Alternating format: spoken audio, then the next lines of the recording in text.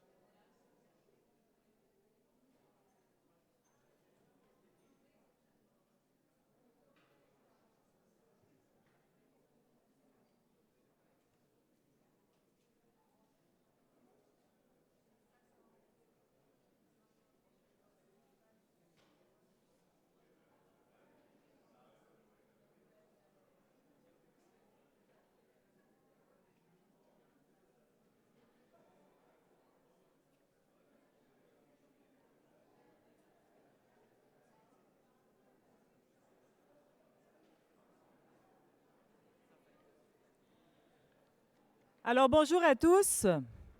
Je vous demanderai de prendre place. Nous allons commencer ce symposium ce matin. J'espère que vous allez tous bien. J'ai su que certains d'entre vous avaient vraiment de beaux pas de danse et que vous avez eu beaucoup de plaisir hier soir et c'est tant mieux. Je vous souhaite donc la bienvenue à cette première session du symposium dans le cadre du congrès de l'Organisation des villes du patrimoine mondial et aussi dans le cadre, comme vous le voyez à l'écran, vous le voyez, oui, ici, pardon, dans le cadre de la 29e journée de la solidarité. Un symposium qui a pour thème « Améliorer la qualité de vie dans les villes du patrimoine ». Comme vous le savez, il y a 3 sessions dans le cadre de ce symposium. Il y en a 2 aujourd'hui et la dernière demain matin. Au cours des sessions, il y a différents maires qui vont venir prendre la parole, mais il y a aussi des moments où les membres des délégations, vous serez appelés à prendre la parole et à plusieurs moments aussi pendant ce symposium. Dans le cadre du travail qui a été fait en amont de ce congrès, 3 axes stratégiques et 9 objectifs ont été mis en place. Et ce symposium, c'est vraiment le lieu pour partager, pour vous conseiller l'un l'autre. C'est un endroit aussi pour échanger les bonnes idées, pour poser des questions et pour faire avancer le projet de cette feuille de route que nous mettons en place ensemble. Alors, pour ce faire, nous avons mis en place une plateforme virtuelle qu'on appelle notre écho virtuel des délégations. Et vous avez sur votre table, justement, pour certains, c'est derrière le nom de vos villes, il y a un code QR et un site Internet. Pour d'autres, il y a le code QR aussi sur la table. On a mis des feuilles sur la table. Nous allons faire un petit test ensemble, soit que vous le faites maintenant ou vous le faites à votre guise là, pendant le symposium. Vous allez voir, c'est assez simple. Alors, vous scannez le code QR avec votre téléphone intelligent. Si vous avez un ordinateur, comme je le disais, vous avez le site Internet que vous pouvez, l'adresse web finalement, que vous pouvez mettre sur votre ordinateur. Et ensuite de ça, vous arrivez à ce que vous voyez la page d'accueil où on sélectionne où on est rendu dans le symposium, selon la session ou selon des commentaires. Si ce n'est pas en lien avec la session directement, vous pouvez aussi laisser un commentaire.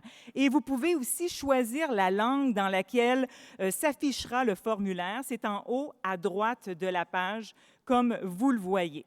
Alors, nous allons juste faire un petit test. Là, nous avons cliqué le test, comme vous voyez à l'écran.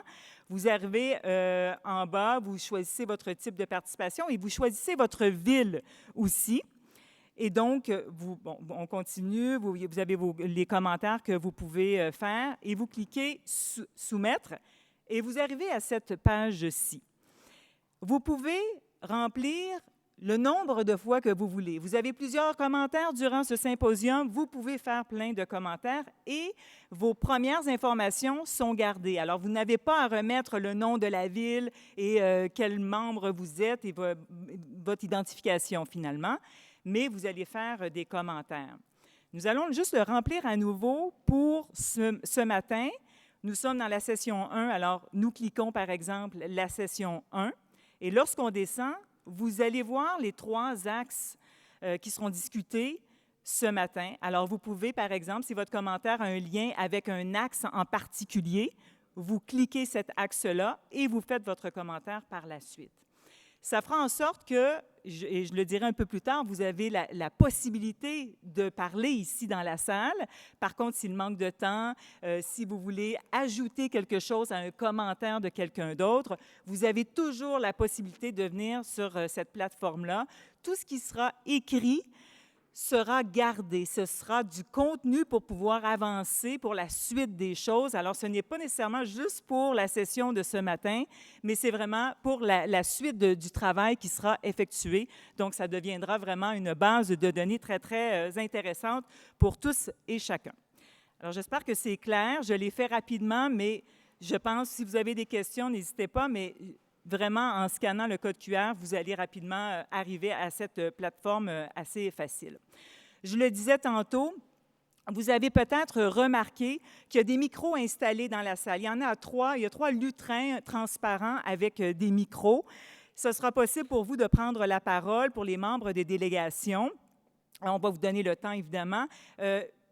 Pour la marche à suivre, pour me faciliter un peu la vie, lorsque ce sera le temps de prendre la parole, vous avez vos cartons avec les noms des villes sur les tables. Il faudra peut-être juste lever le carton pour que je puisse vous voir et vous donner la parole finalement vers le lutrin. Ce sera plus facile comme ça. Et il faut être quand même, il faut faire un bon résumé dans vos commentaires. C'est ma façon polie de vous dire que notre fameux 5 minutes, c'est ce que nous souhaitons pour laisser le plus d'interventions possible, la place au plus de gens possible pendant ces sessions. Alors, dans cette première session, comme les villes changent et font face à de nouveaux défis, il est primordial d'en discuter autour d'une vision politique axée sur l'action et le faire ensemble. Pour débuter notre journée, j'invite le maire de la Ville de Québec, M. Bruno Marchand.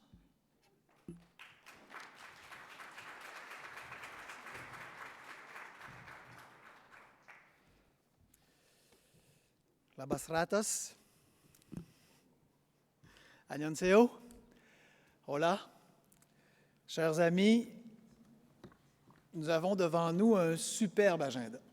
Un superbe matin, un après-midi intéressante qui nous attend et demain matin également, parce que je pense que nous avons mis la table jusqu'à maintenant à ce que nous pouvons préparer ensemble. Et anecdotiquement, mais quand même, il faut le souligner, c'est aujourd'hui mondialement la 29e, vous l'avez vu à l'écran, la 29e journée de solidarité à travers le monde. Et je pense que les temps nous appellent à la solidarité.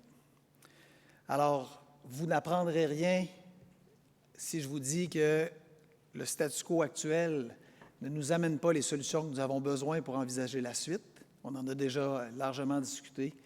Et les réalités que nous vivons en Europe de l'Est, à travers la guerre, certaines réalités à travers des villes qui ont des enjeux importants pour nourrir leurs gens, qui ont des enjeux importants pour conserver leur culture, faire vivre leur ville à travers les défis économiques, les défis sociaux, les enjeux de violence dans certaines villes. La capacité de pérenniser notre patrimoine dépend évidemment beaucoup plus et non plus uniquement de cette capacité de se concentrer sur le patrimoine, mais de concilier, comme le maire d'Évora nous le disait, l'urbain, l'humain et la nature. Alors, à l'initiative des gens de l'OVPM et de Michael Dethize, on a travaillé pour vous, et je pense pour nous, on a travaillé ensemble à se dire, cassons avec le mode traditionnel de ces rencontres, non pas qu'il est infructueux, mais compte tenu des temps qui sont devant nous, cassons avec ce mode pour proposer une suite, pour proposer des échanges à venir, pour faire en sorte que ça ait des retombées dans chacune de nos villes. Les changements climatiques, le développement des villes et le cadre de vie attrayant, la désertion de certains espaces patrimoniaux dans les villes, la qualité de vie des habitants, la capacité de conserver le patrimoine malgré les coûts, la réalité des patrimoines religieux à travers les villes sont autant de défis qui sont devant nous et pour lesquels on pourrait se replier sur notre nombril et se dire Bruxelles trouvera les solutions à ces problèmes. Bruges fera de même. Les villes de Corée feront de même. La Lituanie fera de même. Parce qu'évidemment, nous sommes si différents. Or, on a pensé, et on pense que si vous êtes ici, c'est que vous avez un intérêt pour ce type d'engagement, que dans les années qui vont venir, donc d'ici Cordoba, si on se donnait, ne serait-ce que cette première échéance, quand on va se revoir dans 2 ans, dans la magnifique Cordoba, si on se donnait une feuille de route pour faire quoi? Pour apprendre les uns des autres, se donner des objectifs et certainement s'engager dans des résultats. Évidemment, vous êtes déjà individuellement dans chacune de vos villes engagés dans ces résultats. Vous êtes déjà à pied d'œuvre, vous êtes déjà intensément à la recherche de solutions, certaines vous les avez appliquées. Mais je vais me citer en exemple, et peut-être c'est votre cas, malheureusement, malgré les technologies, malgré les moyens de communication, malgré les grandes possibilités que nous avons devant nous, on est souvent à regarder à travers nos défis, à travers l'immensité des crises que nous affrontons, à replier le regard sur soi et à se regarder le nombril en essayant de trouver les solutions chez soi aux défis qui sont les nôtres. Ce n'est pas caduc, ça s'explique, ça se comprend. Toutefois, je pense que si on se lève la tête, si on accepte de regarder ailleurs, on va trouver ailleurs des solutions qui peut-être nécessitent d'être adaptées, mais qui s'appliquent aussi chez nous. Rémigius de Lituanie va nous expliquer, c'est celui qui va suivre, va nous expliquer comment cette ville magnifique a réussi certains défis. On a avantage à apprendre des Lituaniens. On a avantage à poser un regard sur leur succès. On a avantage à se dire comment ce qu'ils ont fait à travers la pandémie, à travers d'autres exemples, pour reconstruire des villes, pour réhabiter certains quartiers, pour refonder un patrimoine, parfois avec de grandes difficultés, qu'est-ce qui peut s'importer chez nous? Parce que si j'apprends de la Lituanie, si le contact qu'on a avec nos amis lituaniens se fait de magnifique façon, nécessairement ce que je vais pouvoir importer chez moi va se faire plus rapidement, va se faire avec l'apprentissage de leurs échecs, mais va se faire aussi en s'appuyant sur leurs grands succès. Et je pense que c'est ce qu'on a grandement besoin. Évidemment, la tendance, elle est complètement différente. La somme des enjeux que vous avez à affronter dans vos villes fait en sorte que vous n'avez pas le temps pour ça. Nous n'avons pas le temps d'apprendre de Tunis ce qu'ils font de grand. On n'a pas le temps d'apprendre ce que la Corée fait de magnifique. Parce que c'est rien contre les Coréens, c'est rien contre les Lituaniens, c'est rien contre les Croates, c'est rien contre les Slovènes, mais nécessairement, on a des enjeux et je n'ai pas le temps de porter mon regard vers le Mexique. Je n'ai pas le temps de porter mon regard vers le Portugal parce qu'ici, la somme des enjeux se cumule. Or, je pense que le temps que nous ne prenons pas à apprendre les uns des autres, c'est du temps que nous perdons à réinventer la roue. Alors, on avait le goût de vous proposer, à travers 3 symposiums, ce matin, cet après-midi et demain matin, des enjeux, des axes, des éléments de discussion qui nous permettront d'avoir une feuille de route. Appelons-la Québec puisqu'elle sera partie ici, mais changeons-lui le nom au fil des années puisqu'elle évoluera, puisqu'elle s'améliorera, sur ce que nous voulons réaliser ensemble. Et commençons par des objectifs nobles, commençons par des objectifs concrets, commençons par cette capacité de se dire, d'ici Cordoba, que voulons-nous atteindre? Donnons-nous 2 ans ensemble. 2 ans pour que chacune de nos villes puisse grandir sous l'expérience, sous la lumière des autres. Et c'est exactement ce qu'on souhaitait avec la feuille de route. Des engagements concrets, des résultats attendus, chiffrés, une capacité de se mettre en mouvement les uns avec les autres pour faire face à ces immenses défis. Alors, en ce sens, on vous propose, à travers les 3 axes d'intervention, qu'on identifie des objectifs communs et qu'on confie le mandat à l'OVPM, qui a fait un travail colossal avec la très grande majorité d'entre vous, sinon la totalité, pour nous réunir et qui devra, les défis seront encore grands pour eux, qui devra continuer de nous réunir, qui devra continuer de mettre en place les façons, la technologie pour qu'on continue d'apprendre, qu'on continue de se communiquer, qu'est-ce qui va bien, qu'est-ce qui va mal, comment on peut apprendre les uns des autres. Parce que je pense que c'est la seule façon d'avancer rapidement face aux impératifs, face aux enjeux qui sont les nôtres. Ça me semble la façon la plus rapide d'amener des résultats pour nos citoyens, malgré notre diversité, malgré qu'à travers les langues, parfois la communication n'est pas si facile, malgré qu'Évora n'est pas Québec, malgré que Chimilchico a des défis qui sont différents de Cracovie. Je pense malgré tout que si on quitte cet univers où nous sommes si différents, qu'en respectant nos différences, on peut certainement apprendre les uns des autres et à travers des objectifs communs, bonifier les défis qui attendent nos villes. Alors ce matin, à travers le premier axe, et vous avez vu dans ce qui vous a été présenté dans les documents qui vous ont été envoyés, on va travailler la question des villes inclusives et cohésives. Comment faire pour créer une ville patrimoniale qui respecte son patrimoine si entre eux, les gens ne se respectent pas et ne trouvent pas des objectifs communs pour faire vivre ce patrimoine? Je vous l'ai dit, à mon avis, les humains sont le ciment entre les pierres. La pierre pour la pierre n'a que peu d'intérêt à mes yeux. La pierre pour ce qu'elle permet, la pierre pour son lien avec l'histoire et le futur qu'elle nous permet de développer, nécessairement, nous amène à la porte de grandes réalisations. Cet après-midi, on travaillera des villes résilientes et dynamiques. Il n'y a personne ici qui conteste les impacts des changements climatiques. Vous avez vu à travers les présentations d'hier les immenses enjeux qui nous gouvernent et vous les connaissez déjà. Comment on fait pour s'en sortir ensemble? Comment on fait dans ces temps de désespoir pour s'appuyer les uns sur les autres, pour ne pas perdre la foi, pour ne pas perdre la conviction qu'il y a encore assez de génie, qu'il y a encore assez de force, qu'il y a encore assez de candeur, de brillance, de capacité de surmonter même des défis qui nous semblent, à première vue, très difficiles à surmonter? Comment faire pour ne pas se replier sur soi et dire le pays d'à côté est un plus grand producteur de GES, donc je suis nécessairement quelqu'un d'extraordinaire et aux autres de changer? Comment faire pour se mettre en mouvement pour que ça puisse être importé, exporté, qu'on puisse bénéficier les uns des autres de ce qui se fait de bien pour qu'on ait un impact sur cette planète qui, si on n'agit pas, aura nécessairement une transformation dont subiront les effets et dont subissent déjà les effets nos citoyens. Et finalement, une approche systémique de la ville. Moi, je crois pertinemment à cette idée qu'on ne peut plus regarder le patrimoine juste pour le patrimoine, on doit le regarder dans un contexte plus global. Comment on fait pour voir nos villes de façon systémique, au bénéfice de nos citoyens? Alors, je m'arrêterai ici. Je souhaite que nous laissions notre ego à la porte. Je souhaite que nous laissions notre intérêt partisan à la porte. Je souhaite que nous laissions notre intérêt individuel à la porte. Je souhaite que nous ayons envie d'être à la hauteur de cette journée de la solidarité et qu'on se demande, non pas ce qu'on va vendre aux autres, mais ce qu'on va apprendre des autres. Qu'on se demande ce que l'autre peut nous apporter, qu'est-ce que je peux moi aussi apporter à la conversation pour qu'on construise ensemble, non pas mon idée, non pas ma réussite, mais notre réussite. Bon matin tout le monde.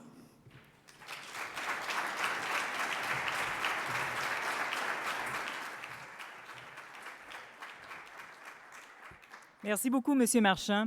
Justement, le schéma qu'on vous a montré pendant le discours du maire, il risque de fleurir pendant ce symposium-là parce que, justement, avec les commentaires que vous allez déposer sur notre plateforme virtuelle et les commentaires qu'on va recueillir aussi ici dans la salle, bien, ça va faire en sorte qu'on va le bonifier, ce schéma, qu'on vous montrera tout au long du symposium jusqu'à la finale demain matin.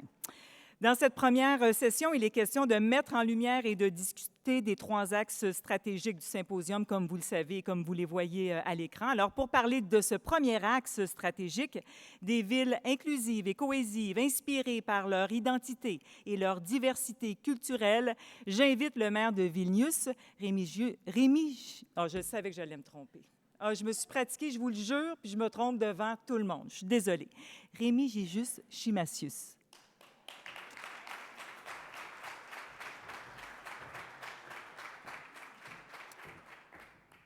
Bonjour, good morning. First of all, of course, I would like to thank Mayor for the hospitality we're experiencing here and also for the kind words I just heard about Vilnius. I would also like to thank Secretariat and all who contributed for the preparing of very good document. I think it's very, very good and actually meets our challenges, what we do have in our cities. And of course, that's, okay, I forgot this, do you see something? Okay, you see.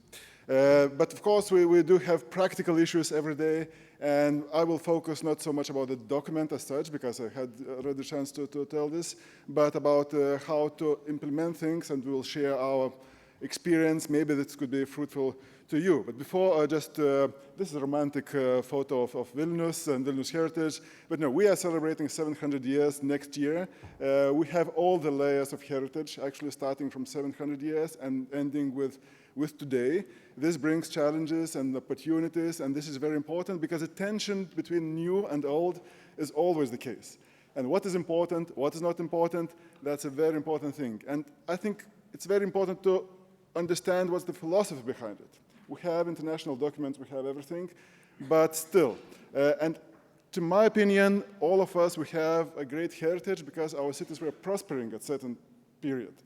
And they were like creating something new instead of nothing. Actually, they were disrupting. They were doing new things. In Quebec, there was nothing 500 years ago, and now it's a beautiful city. And in all cities, basically, it was nothing some time ago, and it's something right now. And the question for us and for me is, do we want to stop, or do we want to go on? Because I would really do not like to have a situation when people like 300 years ago, from now in the future, will say, we have a great heritage, which is 300 years old, but after that, we just inherit it and pass it to the next generation, and nothing happened. No, it never works this way. If you inherited something, you have to enrich it. If you're not enriched it deteriorates. And that is a very, very important message, and that is how we have to look to this. I'm not talking already about livability and about using of this. Even museums are not just a warehouse of artifacts anymore. And cities, of course, even more not a warehouse of artifacts. It's an area where we do live. First thing I want to show you is the region, which is completely new. I mean, 2.5 years ago, it was nothing in the site. It was abandoned brownfield, and we have a territory of more than 10,000 inhabitants living in the new territory. Actually, we also have postcards from Vilnius. This is very nice. It fits into suit socket, and so this is one more nice postcard from this place. Why it is important? Because it's urban development. It's an area very close to the old city, and when I see in the documents, it's a very good statement that the heritage is our DNA, what makes our identity. But if it makes our identity, do we want to change it, or do we want to grow in it? And this is one of the examples that we may have the structures which had inherited the good examples and good features of our past development. New things are not bad because they are new. Suburban areas are not bad because they are suburban. They are bad because they are bad, and they are bad because of some reason, because they are monofunctionals, because they have maybe too much space, not wisely used space, and so on. So learning from the past while constructing new things, this is the thing I wanted to stress first. So you have QR code on the other side of the postcard, so you may see it. The next thing is about new and old. On the left-hand side, you see a beautiful building which is around 500 years old. And again, 2 years ago, it didn't have such a big, beautiful windows. Because for Soviets, it was not important to have trade and everything. They were closing everything, and there were small windows, and people got used to it that, heritage is with small windows. But when new investors came and they made a exploration of what it was before, they found out that it was like many windows which were covered. And of course, they open up the building. It's much nicer. To tell the truth, these windows were cut down in the 19th century, but before, in Baroque era, it was also covered from the street because it was not safe. And again, this is a kind of philosophical question. What is new? What is old? How to adjust? How to make life more beautiful? And this is an example that, yes, we have to grow our heritage, to rely on past, but not just pretend that just preserving something is a good thing. No, preserving is not enough. How you use it, how you enrich it. This is the most important thing. Again, on the other side, oh no, you don't have postcard for this, but you have the possibility to find it. The next thing I want to show is about streets. I think that we tend to forget that streets are actually the main public spaces in our cities. It's not parks, it's not squares, it's basically streets. The mayor of Quebec may show us that, it's such a nice park, such a nice place and view, but in order to reach it, we have to go to the street. We go through the streets. And we tend to forget that the street is the main thing where people go alongside, they cross the street, they live by the street, they trade, they work. Everything is by the street. That is the invention of the city is directly intertwined with the street. How do the streets look like? And in this case, we have another postcard, which is very interesting. We have 12 principles of how we reshape our streets and how we do our streets. It starts with a very strange statement that the first thing is the tree. Because when designing the street, we have to take into account the natural heritage, but also many aspects, including design and everything. We have 300 pages long document, but this is one postcard which is, even mayor may follow it, if it's according to the standards or not. So I think it's very fruitful.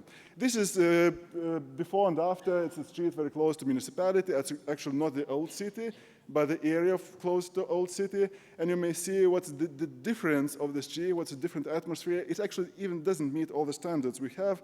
Now it's getting even better, but still, it's a good example.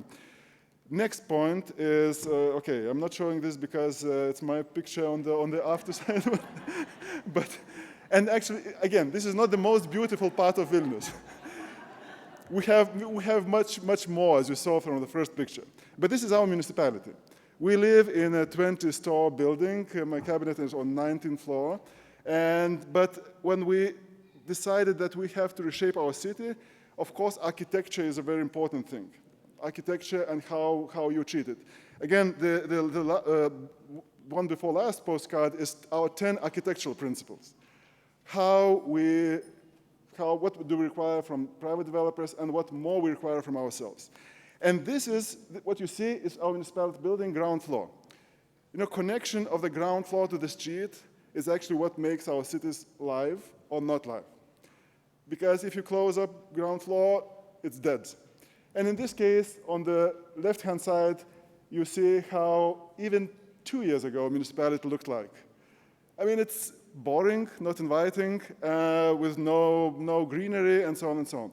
And the change you see, it's like in 1 year, we planted trees, we opened up windows, we had some lights bulbs in the windows, we invite public inside, there's coffee and everything. And so simple things, basically so simple things, but the life is getting beautiful because beautiful things are simple. You know, yesterday's dance was also very simple, but it was very nice, and we enjoyed, as well as drinks and then food and then company and everything.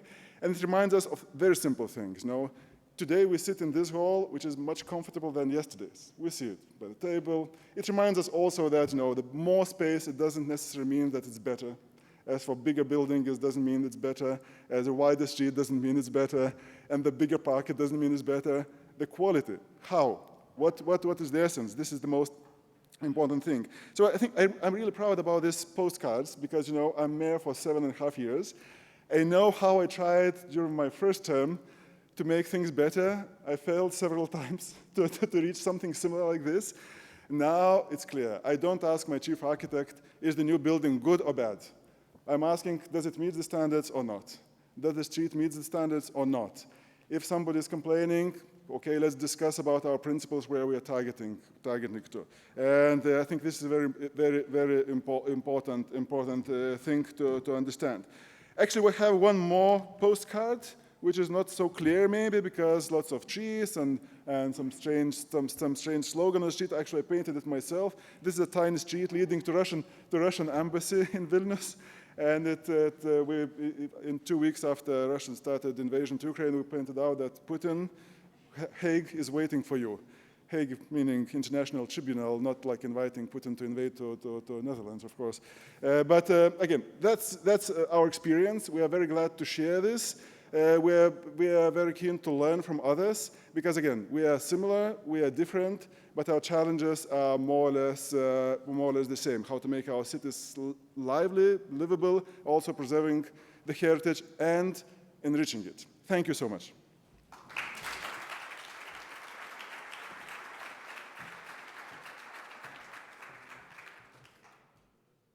Merci beaucoup, merci. Alors, je veux déjà vous féliciter parce que vous commentez beaucoup sur notre plateforme virtuelle et continuez à le faire. Notre équipe et nos experts sont en train de lire vos commentaires et nous pourrons y revenir tout au long de ce symposium. Soyez-en assurés. Il est aussi possible pour l'instant de prendre la parole dans la salle. Je le répète, il y a 3 lutrins installés un peu partout. Ce sera à vous de lever votre carton pour qu'on puisse vous donner la parole. parole. Et je donne tout de suite la parole à une élue de la ville de Strasbourg qui voulait discuter ce matin. Alors, j'invite Madame Anne Missler à prendre la parole. Vous pouvez vous... Oui, exact.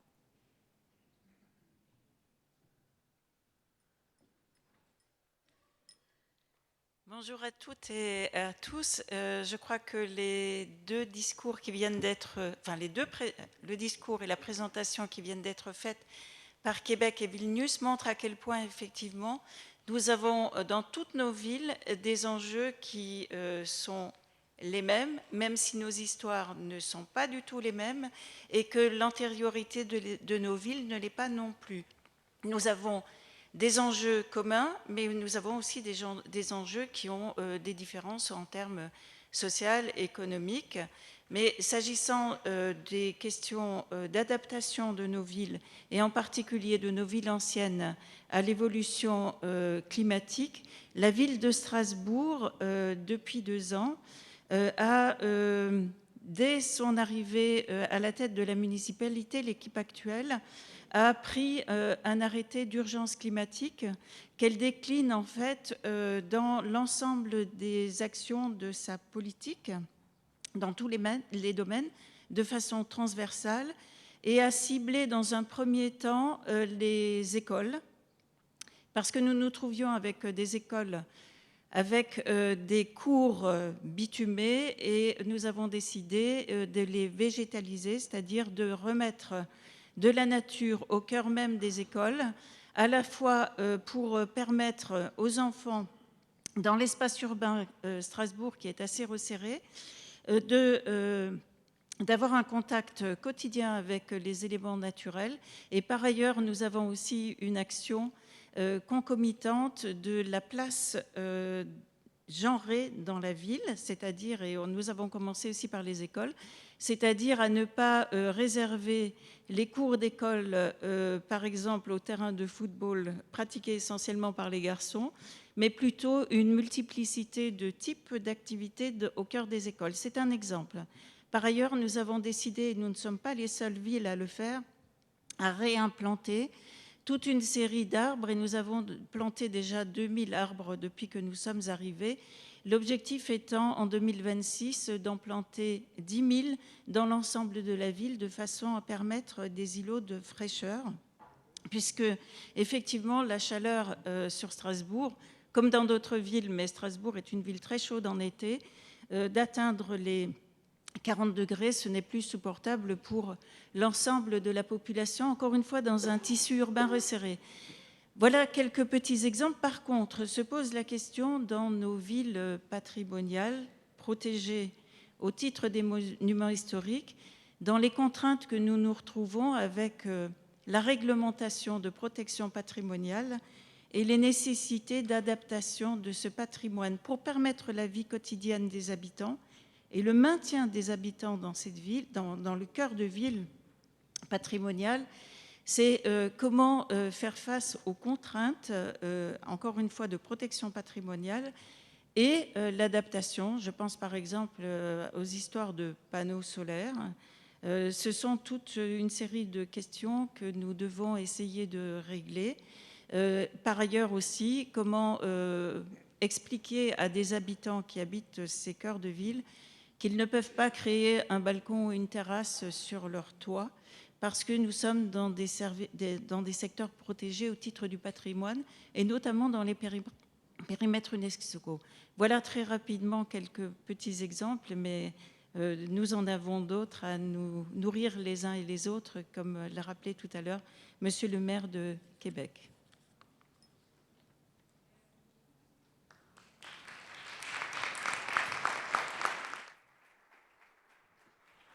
Merci beaucoup. Est-ce que d'autres membres des délégations, il y a peut-être des gens qui voudraient prendre la parole ce matin? Levez votre carton dans les airs si vous voulez ajouter un commentaire. Oui, j'ai derrière... avancez-vous. Les yeux sont pas aussi bons. Désolée. Je suis là.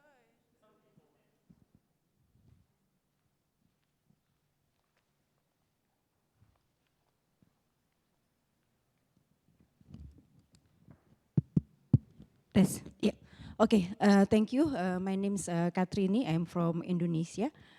Well, I do agree with the two speakers, the honorable speakers mentioned about we having really similar challenge in the conservation of heritage. Even we have a very different background, different tradition and the culture. And since the first day, I never heard the voice from Asia, so I would like to share also several experience from our side. And I am also, coincidentally, is also the chairperson of the Southeast Asian Cultural Heritage Alliance. So we from the Southeast Asian countries is really also now is trying for having how we can conserve the culture as a basic in conserving the nature. Yeah, so if we talk about the climate change, it's not really based on what we are facing of because of the modern development or all other things of the world heritage, but we have to be back what are the tradition, what are the ancestors learned to us to have a friendly connection and relation with the culture. So I think this is also somehow is missing of we talk about if we can divide the world a developed country, developing countries, a Western country or Eastern countries. So there is something that we have to connect to learn each other. That is, there is several roads have to be revitalized, have to be re-acknowledged. This is the way that we can also start things to implement again in our modern life. So I think that's I would like to share from our Asian experience. It's not, we are talking the heritage conservation is only the world heritage, but it's more talk about the people. So if we talk about the climate change, it also means the things from the culture, from the custom, from the tradition that we conserve our nature. Okay, thank you.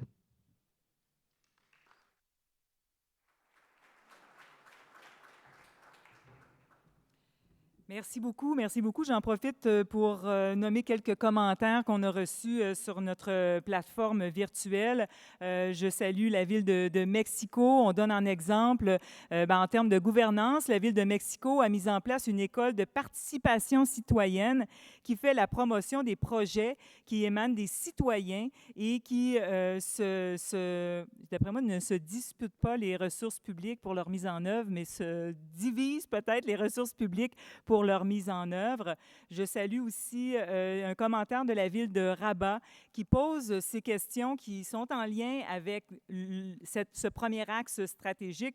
Comment concilier le moderne et l'historique? Comment rendre notre patrimoine vivant et accessible? On poursuit la discussion sur la plateforme virtuelle, mais on la poursuit aussi ici dans la salle. Je ne sais pas s'il y a d'autres membres des délégations qui ont envie de prendre la parole.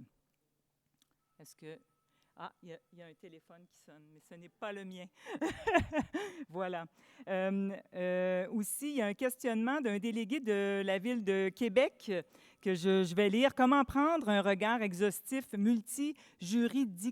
juridictionnel qui prend en considération le patrimoine, paysage culturel et naturel? C'est une bonne question, il faudra en discuter. Il y a Bruges aussi, merci de commenter, ça rentre beaucoup là, sur la plateforme. Pour le premier axe dont on discute ce matin, le touriste prend tellement de place que le citoyen et surtout celui qui n'a pas de grand budget risque d'être expulsé vers les périphéries, qui est un enjeu aussi auquel il faut penser. Est-ce que j'ai d'autres commentaires dans la salle? Je dirais que je vous vois mal, je suis désolée. Non.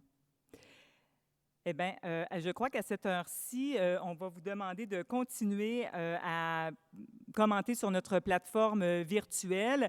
Nous allons évidemment lire le tout au retour de la prochaine session, on pourra aussi vous en montrer sur l'écran. N'hésitez pas à continuer à partager puis à bonifier cette discussion-là.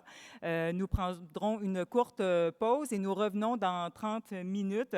Alors, vers 10h25, je souhaiterais que tout le monde soit assis ici pour qu'on puisse reprendre la discussion dès 10h30 et continuer le travail pour l'axe 2, l'axe stratégique numéro 2 dans le cadre de ce symposium. Merci.